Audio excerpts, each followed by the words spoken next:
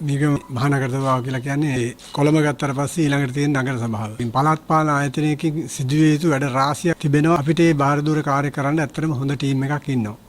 විශේෂයෙන් අපේ මාලිමාව කණ්ඩායමත් එක්ක එකතු වෙලා තියෙන ටීම් එක ඉතාමත් හොඳ ටීම් එකක්. දෙමාණ්ඩුව පළාත් සභාවත් සහයෝගය ලබාගෙන මීගමුව කියලා කියන්නේ භෞතිකවත් මානව සම්පත අතින් භෞතික සම්පත් අතින් ඉතාමත්ම දියුණු නගරයක්.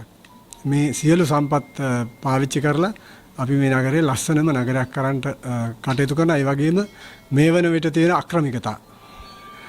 ඒ අක්‍රමිකතා සියල්ලත් අපි අදින් පස්සේ අපි මම හිතන්නේ ඉතාමත් සහයෝගයෙන් වැඩ කළ හැකි අපේ නිලධාරි මණ්ඩලයක් ඉන්නවා, අපේ සභිකයන් ඉන්නවා. අපි බොහොම සහයෝගයෙන් අපේ බලාපොරොත්තුව තමයි අපි ඔක්කොම එකතු වෙලා සහයෝගයෙන් මේ රට හදනවා වගේ මේ නගරේ හදන්නට ඕන. ඒ නිසා ඒ කටයුත්ත තමයි අපි බාර අරගෙන තියෙන්නේ. ඒක ලෙහෙසි නෑ. හැබැයි අපි එකතු වුණොත් සභික සහෝදරනුත් අපේ නිලධාරි කණ්ඩායමක් වෙනවා. ඒ ඔක්කොම එකතු වෙච්චාම අපිට මේ කාර්යය කරන්න අපහසු වෙන්නේ නැහැ කියලා විශ්වාස කරනවා. ඉතින් පස්සේ අපි වැඩ කරන්න ඕන අලුත් සලස්මකට අනුව හොරකම, දූෂණය, වංචාව, නාස්තිය කියන ඒවා නැතිව තමයි අපි අදින් ඉඳන් වැඩ කරන්න පටන් ගන්නෙ.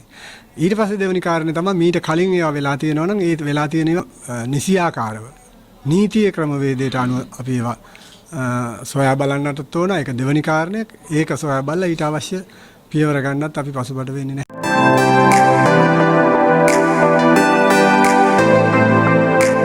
ගන්නත් අපි පසුබට වෙන්නේ